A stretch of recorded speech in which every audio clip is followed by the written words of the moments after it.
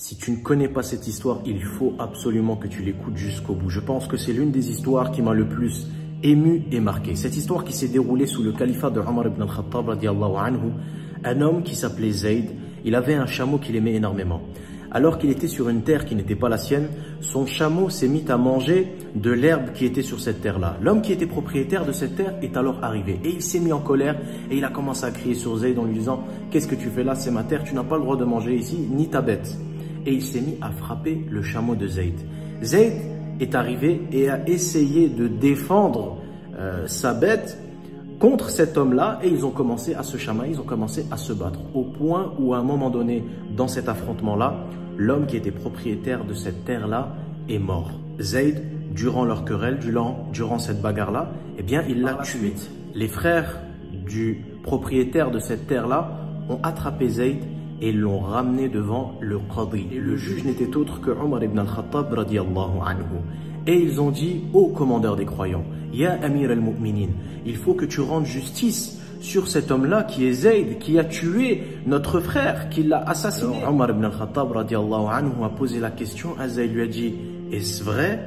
As-tu réellement tué cet homme-là? L'as-tu vraiment assassiné? Et il a alors répondu, oui, mais c'était pour me défendre car nous étions en train de nous battre. Et il lui a expliqué tout ce qui s'est passé au préalable. Le Qadi lui a alors dit, Man qatala yuqtal, celui qui a tué va être tué. Donc si tu as tué leur frère, et que tu as avoué, alors on va appliquer sur toi la peine capitale. Comme Allah subhanahu wa ta'ala nous le dit dans le Coran, Ya ayyuhalladhina amanu kutiba alaykumul qisasu fil qatl. Ô vous qui croyez, nous vous avons prescrit le talion au sujet des tués. Donc si tu as tué un innocent, on va appliquer sur toi la peine capitale. Sauf si la famille du défunt décide de te pardonner. Et ils n'ont pas voulu pardonner l'assassin de leur frère parce qu'ils voulaient récupérer leur haq, c'était leur droit.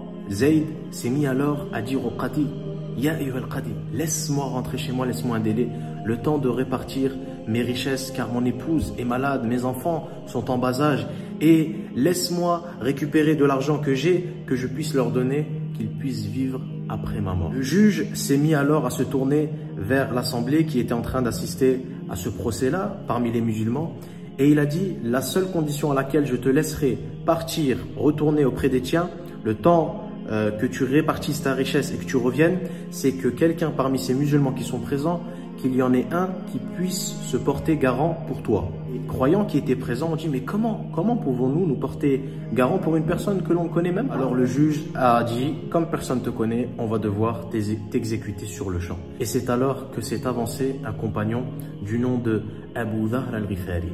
Il s'est avancé, il a dit, Ya ayyuha al-Qadi, moi je me porte garant. Et il va lui dire le juge, mais comment est-ce que tu peux te porter garant pour quelqu'un que tu ne connais même pas?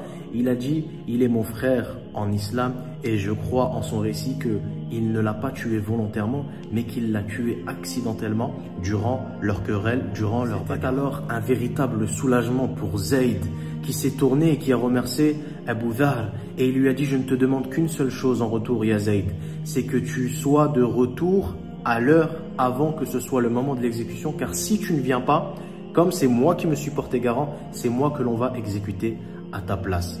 Et il devait revenir Zayd le lendemain avant Salat al-Asr.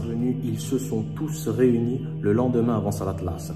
Les proches de la victime qui avait été tuée, le juge, Abu Dhahr, les musulmans qui étaient présents au procès de la veille. Et ils attendaient tous avec impatience la venue de Zayd.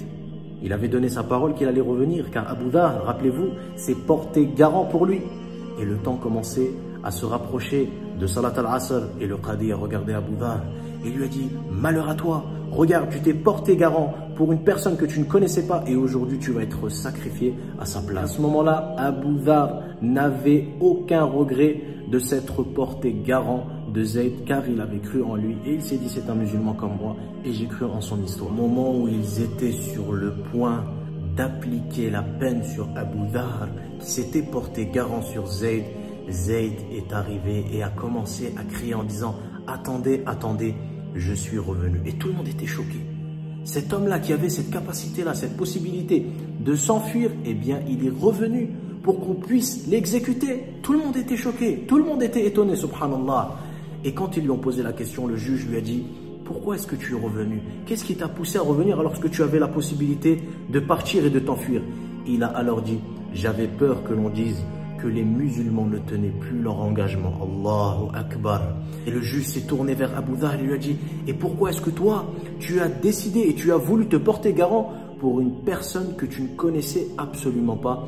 Et Abu Dhahr a alors répondu et il a dit, j'avais peur que l'on dise que la bonté entre les musulmans avait disparu. Subhanallah, le monde était impressionné, tout le monde était choqué, au point où la famille de la victime était émue par la scène qui était en train de se passer. Un homme qui avait la possibilité de s'enfuir, de partir, est revenu et s'est acquitté de son engagement. Ils étaient émus par ce qu'ils étaient en train de voir. Ils se sont concertés et ils se sont avancés et ils ont dit au juge, nous avons décidé de pardonner l'assassin de notre frère. Nous avons décidé de pardonner Zayd. Et le juge était choqué.